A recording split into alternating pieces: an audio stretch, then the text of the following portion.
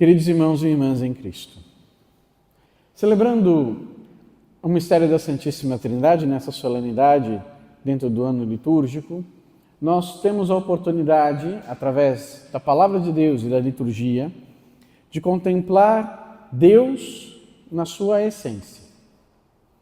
Nós falamos de Deus constantemente, todos os dias, nos referimos a Deus e nos dirigimos a Deus, cotidianamente. Só que nem sempre nos ocorre a meditação, a contemplação de quem é Deus, na sua essência, quem é Deus. Que Deus é a Trindade Santíssima, todos nós sabemos, claro. Porém, o que isso significa? É isso que a liturgia quer nos fazer aprofundar através dessa celebração, através dessa solenidade. Deus é um único Deus, o único que existe. Ele é um só. Não há outro além dele. Não há outro semelhante a ele. Não há outro seu igual. Deus é um só. Os povos antigos, e ainda algumas culturas na nossa atualidade, tinham o costume de considerar as forças da natureza como regidas por alguma entidade divina. Existiam deuses para tudo. Então eles viam um trovão, viam o raio, via a força que aquilo tinha e não conseguiam encontrar uma resposta. Então deve ser um Deus que faz isso. O sol é um Deus, porque o sol dá vida à nossa terra. A terra é regida por uma deusa da fertilidade, que faz a semente dar seu fruto, e assim por diante. Todas as realidades presentes na vida, mesmo no cotidiano, eram regidas de alguma forma por uma entidade, por um ser divino. Essa concepção, ela é rudimentar, claro. A revelação de Deus que nos é entregue lá no Antigo Testamento, a história do povo de Israel e depois na plenitude dos tempos em Cristo, a revelação que nós temos é que Deus é um só. Não existem vários deuses, existe apenas um. Existem vários ídolos que os homens criam, mas Deus, que tudo criou, que tudo fez, é um só. Este Deus que é um só, ele é uno e trino. Ao mesmo tempo que ele é um só Deus, nesse Deus nós encontramos três pessoas divinas, que não são três deuses, não são três essências, é uma única essência, um único indivíduo, digamos assim, um único Deus. Mas nessa essência divina, três pessoas, distintas, mas não separadas. Não podemos separar as pessoas divinas no seio da Trindade, mas podemos muito bem distingui-las.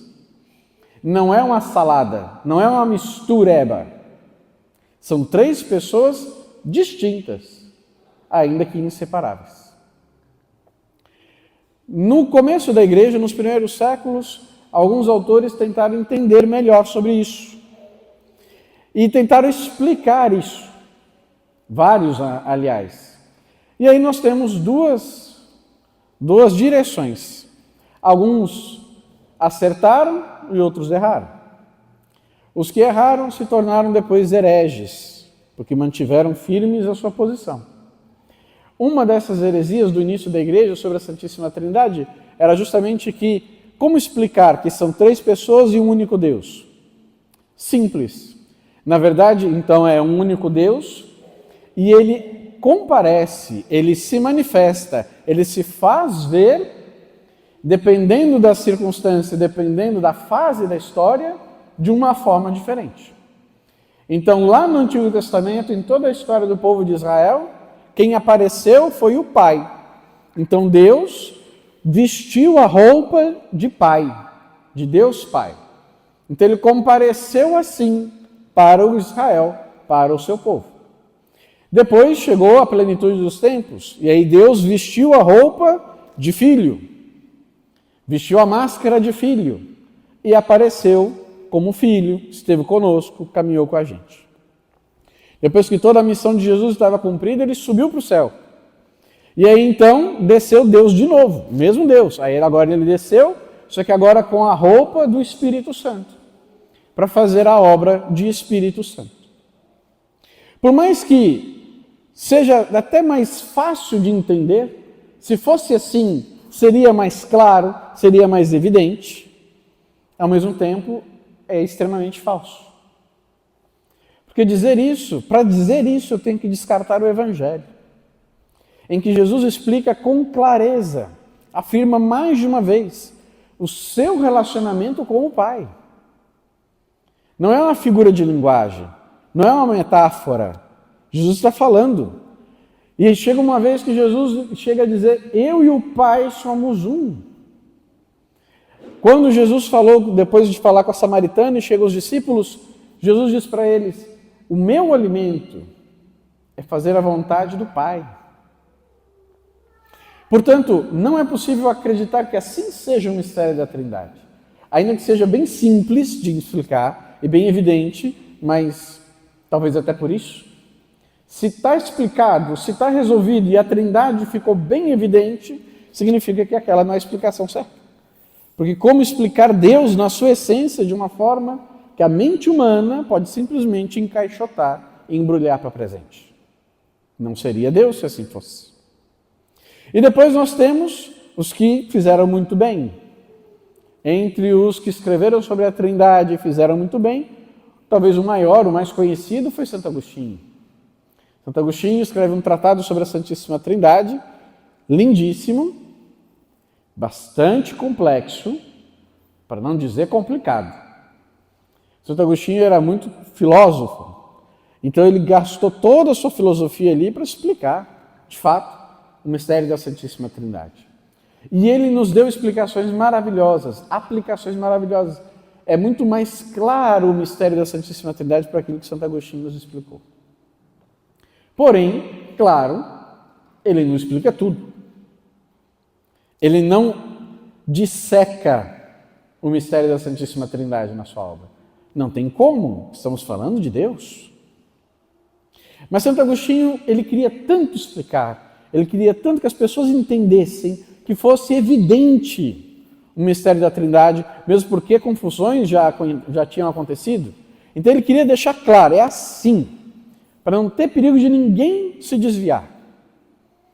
E ele rezando, refletindo, pensando, ele foi um dia caminhar na beira do mar, na praia, meditando sobre a Trindade para poder escrever. E aí, depois, quando ele está andando, ele olha ali na frente e ele vê um menininho brincando na areia. Esse menininho tem uma concha na mão, ele cavucou um buraco. Aí esse menininho pegou essa concha, ele vai lá na água do mar, pega a água e joga ali dentro. Vai lá de novo, pega a água e joga ali dentro. Aí Santo Agostinho se aproximou dele e falou, você está fazendo o quê, meu filho? Você está brincando de quê? Não estou brincando, não. Eu vou colocar toda a água do oceano aqui nesse buraco que eu cavei. Aí Santo Agostinho virou para ele e falou, eu não sei se você consegue perceber que isso é impossível. Não tem como colocar toda a água desse oceano aqui nesse buraquinho que você cavou. Aí o menininho olhou para ele e falou, exatamente, Bispo Agostinho. Da mesma forma, não é possível que você compreenda totalmente o mistério da Santíssima Trindade. E aí Santo Agostinho entendeu que Deus estava lhe falando. Também aquele menino desapareceu. Era um anjo que Deus mandou para falar com Agostinho. E não somente para corrigi-lo, mas para confortar o coração de Santo Agostinho. Porque na ânsia de explicar aos outros como era Deus, na sua essência, ele esqueceu da coisa mais importante que temos que fazer quando queremos nos aproximar de Deus, principalmente para entendê-lo, temos que ter humildade. A humildade de saber, ele sempre será maior. Na teologia, esse é um princípio fundamental da teologia. Que em latim a gente costuma dizer assim: Deus semper maior. Não importa o que eu diga de Deus, ele sempre será maior. Não importa quanto eu explique Deus, ele sempre será muito maior do que isso. Entender essa grandeza de Deus, a infinitude de Deus, é essencial para que eu me coloque diante dele como de fato ele é, como de fato eu sou. Entendendo melhor a Deus, compreendendo melhor a essência de Deus, a consequência, e é um presente isso, claro, da providência divina, a consequência é compreender melhor quem sou eu. Se eu entendo melhor quem é Deus, eu também vou entender melhor quem sou eu. Porque afinal de contas, você e eu fomos criados à imagem e semelhança de Deus. Fomos criados à imagem e semelhança de Deus, que é uno e trino. Deus que é unidade perfeitíssima e comunhão. Deus é comunhão. Deus é uno em si mesmo, como também nós devemos ser. Nós também devemos ser unos em nós. Não como Deus, claro, mas unos, unificados em nós mesmos. A tendência contrária é justamente aquela de fragmentar-se. A fragmentação do ser. O desgregamento. São palavras diferentes, mas só que fazem parte do nosso dia a dia. Alguns especialistas, psicólogos, sociólogos e tal, falam muito da fluidez. Falam da nossa geração, a gente já é outra agora, mas a nossa geração, pelo menos, aqueles que têm mais ou menos a minha idade e as próximas, que são muito mais líquidos. Ou seja, se moldam de uma forma não natural, se desgregam de uma forma antinatural e perdem a unidade da própria pessoa. E isso serve do ponto de vista psicológico, quando eu não consigo manter a minha identidade, mas, por exemplo, eu mudo de acordo com a pessoa que está ali, o meu interlocutor, a pessoa que aparece, que vem conversar comigo, eu vou mudando, meu modo de ser, meu modo de falar, meu modo de agir, meu modo de brincar, meu modo de... E não é por educação, é por aprovação. Mesma coisa, a pessoa que está nas redes sociais e ela fica postando foto de tudo que ela faz. E fica falando para todo mundo tudo que ela faz. Ela não consegue ir num restaurante comer um prato de comida se ela não tirar foto daquele prato de comida e mandar para alguém. Alguém precisa dizer para ela que aquilo é muito bom. Porque se ninguém disser, ela não acredita. Ela precisa fazer alguma coisa e alguém tem que abalizar. Alguém tem que dizer muito bem, parabéns. Para que ela se sinta então digna de alguma coisa. E isso é o desgregamento, é a falta da unidade do ser. Do ponto de vista psicológico, claro. Mas do ponto de vista da nossa alma é a mesma coisa. A falta da unidade leva à nossa fragmentação e, consequentemente, nos torna propícios a aderir àquilo que é o mal. O mal sempre vai querer nos dividir. Nós já falamos outras vezes e todo mundo sabe. O diabo, a palavra diabo significa o divisor, aquele que divide. O que o diabo deseja? A nossa divisão. Só que entre nós, vamos falar ainda, mas eu comigo mesmo, ele não quer que eu seja unificado, ele quer que eu seja espargido, ele quer que eu seja fragmentado, que eu não tenha unidade, que eu não tenha coesão. São Francisco de Sales, um santo muito sábio, doutor, ele escreve, ele diz que para a espiritualidade, para a oração, é fundamental que no momento da oração eu me esforce para recolher os meus pedaços, que ao longo do dia eu fui deixando nos lugares e com as pessoas onde eu estive. Então eu vou passando, você já deve ter feito essa experiência. Se você, vamos supor, você está lá em São Paulo. Você está lá em São Paulo, imagine a pessoa que está lá em São Paulo fazendo umas compras, está lá na 25 de março. Foi lá comprar um monte de coisa. Aquele lugar, misericórdia. Aquele lugar, só quem precisa mesmo deve estar lá. Não tem como. A pessoa dizer, eu vou relaxar hoje. Vou ali na 25 rapidinho. Não tem condição. Aquilo não é lugar de uma pessoa estar. Aí a pessoa vai na 25 de março, é aquele pandemônio, aquela coisa horrorosa, aquela bagunçaiada, a pessoa está lá porque ela precisa. Ela está lá para fazer compra, está lá para fazer os negócios, para comprar os trem. Ela vai lá, juntou, comprou, conversou, brigou, tá caro, pechinchou, pegou os negócios, foi embora. Subiu aquela ladeira. Eu vou entrar aqui na São Bento. Vou rezar um pouquinho. Entrou na São Bento, a beleza da igreja de São Bento, do mosteiro de São Bento, entrou, chegou ali dentro, ela vai rezar? Claro que não vai.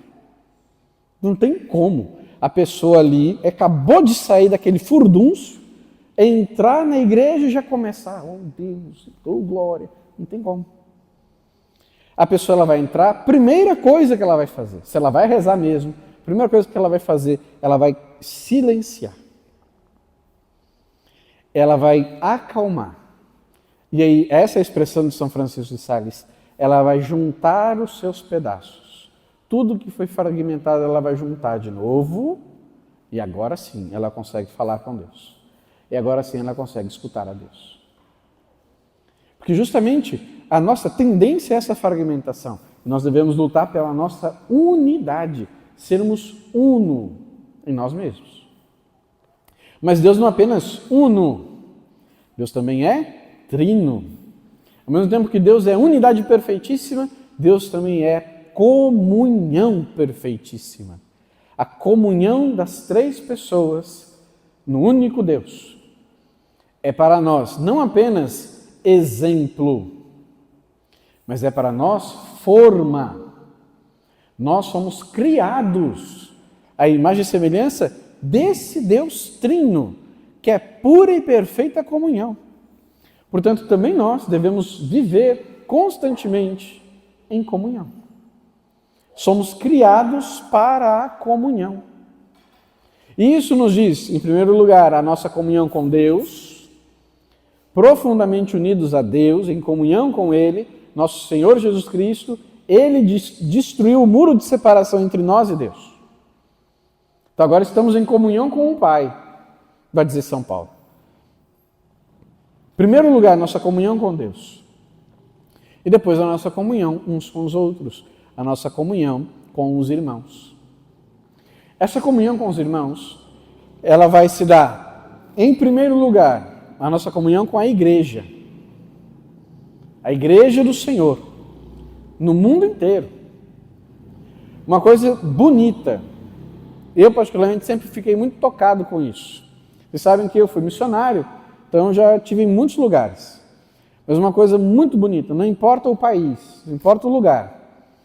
Você chega numa comunidade cristã, você chega para celebrar a missa, você sabe que ali está a igreja de Cristo. Se está longe da sua casa, não é a sua língua, o jeito das pessoas fazer as coisas é diferente. Vai na África, um professor meu falou numa missa que ele foi na África, ordenação, professor meu de liturgia, foi na ordenação na África.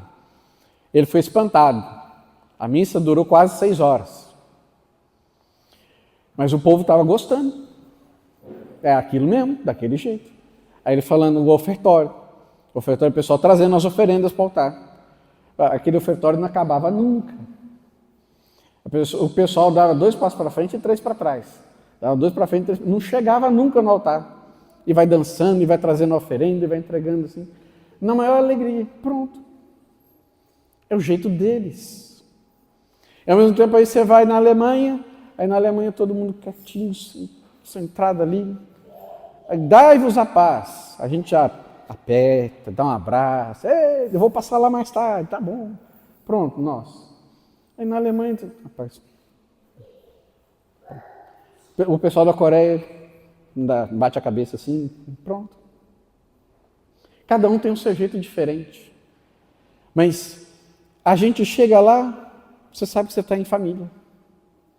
São seus irmãos. É a mesma igreja, é o mesmo evangelho, é a mesma liturgia, é o mesmo sacramento. Louvado seja Deus. Isso é comunhão. Só que não apenas aí está a comunhão. A comunhão também precisa estar onde eu estou. Aqui e agora, na minha comunidade. Aqui eu também tenho que viver sempre em comunhão. Viver em comunhão não significa uma padronização de pensamento e comportamento. Viver em comunhão não significa que o tempo todo mundo vai concordar e gostar de tudo, porque não tem como ser assim. Viver em comunhão significa que não importa o que aconteça, não importa o que aconteça, nós sempre vamos nos amar e sempre vamos estar unidos. Não interessa o que aconteça, sempre vamos nos amar. Isso é comunhão. E aí, claro, escutando isso talvez você já matou a charada. Então, no nosso dia a dia, qual que é o terceiro, digamos assim, grau dessa comunhão que eu sou chamado a viver? Agora, depois de passar pela igreja, pela minha comunidade, a minha família. A minha família. Ali eu devo viver sempre também em comunhão. A nossa família é um reflexo da Trindade. Porque na família, é chamada a ser, né? Porque a nossa família, ali, no seio da nossa família, é onde reside o amor. O amor na sua forma mais pura. Portanto, vivermos em comunhão entre nós, nunca permitirmos que a desunião, que a falta de comunhão entre o nosso coração e dentro da nossa comunidade, seja a comunidade eclesial, seja a comunidade da família. Mas, pelo contrário, sempre semear a comunhão, sempre cultivar a comunhão. Uma coisa, para dar um exemplo de tantos que nós poderíamos dar, o que atrapalha muito a comunhão? Vamos pegar aqui o exemplo da família e depois a gente, A família. O que atrapalha a comunhão dentro de casa? Na maioria das vezes, pode observar, uma coisa mal resolvida, mal explicada e mal compreendida. Uma pessoa falou um negócio pensando isso. Eu escutei pensando aquilo, eu já me afastei dela, porque é absurdo falar uma coisa dessa para mim.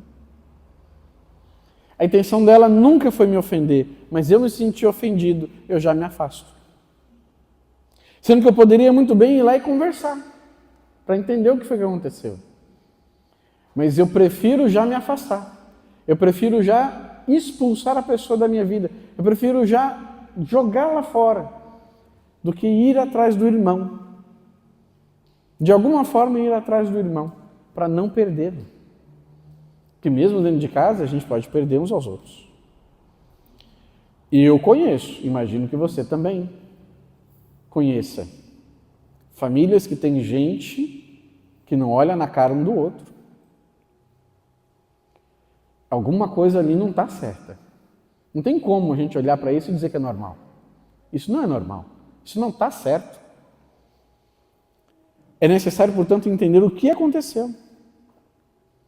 E na maioria das vezes é uma somatória de pequenos probleminhas que se torna uma coisa imensa e depois não tem quase conserto. Nós devemos ser, pelo contrário, criadores, fomentadores da comunhão dentro de todos os ambientes e todos os lugares onde nós estivermos. Essa é a nossa essência. Nós fomos criados à imagem e semelhança de Deus, que é assim. Isso não significa que é uma coisa reservada à divindade. Pelo contrário, é para nós. Nós somos chamados a viver isso. Vivamos todos os dias, não importa com quem seja. Sejamos sempre unos em nós mesmos, diante de Deus, mas também fraternos e sempre em comunhão uns com os outros. Contemplando o mistério da Santíssima Trindade, peçamos a Deus que derrame sobre nós a sua graça e nos ajude a vivermos isso. Que a nossa vocação, em primeiro lugar, de fazer a vontade de Deus, se cumpra na comunhão de cada dia, na nossa comunidade eclesial, na nossa comunidade de família, para o bem da Igreja e para o bem do mundo inteiro. Amém. Vamos ficar de pé, irmãos e irmãs, e professarmos nossa fé. Creio em Deus Pai, Todo-Poderoso,